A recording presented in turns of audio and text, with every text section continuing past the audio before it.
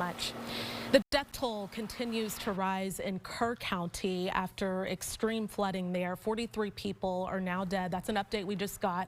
And first responders are still searching for 27 girls from a summer camp there.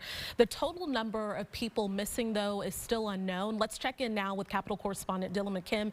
Dylan, you're in Kerr County. You've been at all of these updates. What are you seeing in that area and hearing from the people there? You know, where we're standing right now, it's a truly heartbreaking scene to take in. Where I'm standing, literally standing, was the foundation of somebody's home that used to be here. In fact, all that's left now is this crumbled rock wall and the steps to their front door. We're about 100 yards from the Guadalupe River over here, and you can see where everything that was underwater, these trees that are completely flattened out, just this sheer force of Mother Nature that has taken down these trees and destroyed these properties.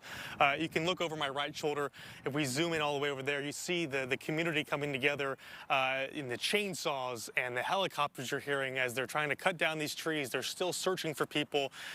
People I've spoken to in Kerr County tell me that, you know, flooding here, they're not strangers to that, but the way that it flooded here on Friday is something they have never seen before. It's pretty bad. Lifelong Kerr County residents are still in shock. I don't even know how we're going to move some of these logs. Grand cypress trees snapped in half by the force of Mother Nature. Houses moved off their foundation. This has got to be a 1,000-year flood. James Forster lives right near the Guadalupe River. He came to check on his friend's house situated on the banks of the river on Friday morning. I'm looking, and about that time the water hits me.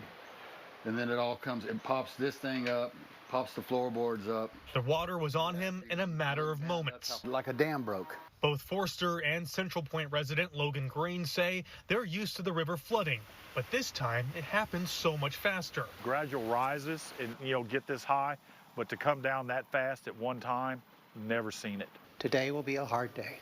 The death toll is now at 32, including 14 children. And I got to see firsthand many of the body bags. The total number of those missing is still unknown, but rescue efforts continue Saturday night with no sign of slowing down. We will be relentless. 850 people have been either rescued or recovered, but there's still no sign of 27 girls who went missing from a private summer camp. 36 hours into the operation, and hopes for a recovery are dwindling. History would tell us that after a certain time period, those chances diminish. In Kerr County, I'm Dylan McKim. Now you heard me say in that report that there was 32 deaths. Of course, this is such a fluid situation, and we did get those new numbers in just recently. That death toll is now at 43, and still not knowing how many people are missing in Kerr County.